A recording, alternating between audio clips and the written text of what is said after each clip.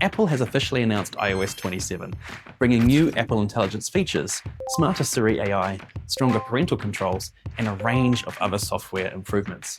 So naturally, a lot of people are asking, can I install it today? The answer is technically yes, but that yes comes with a pretty big asterisk. It's true that you no longer need to pay for an Apple developer account to access the developer beta. If you have a compatible iPhone and an Apple ID, you can sign up and install it pretty much straight away.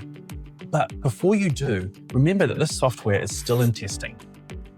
The developer beta is primarily intended for developers to test their apps and help Apple find bugs. And because of that, things can and do go very wrong. You could run into crashes, battery drain, overheating, performance issues, or apps that simply stop working properly.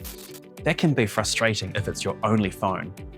If you have an older iPhone sitting around, or a spare device you don't rely on every day, that's a much safer way to try out the new features early.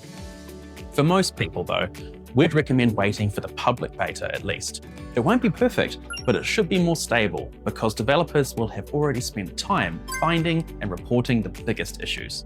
And even then, make sure you've got a good backup before upgrading. If you'd like to learn more about everything coming in iOS 27, we've included a link to Apple's official announcement in the description below. And remember, just because you can install the developer beta doesn't mean that you should. Future you will thank you for it.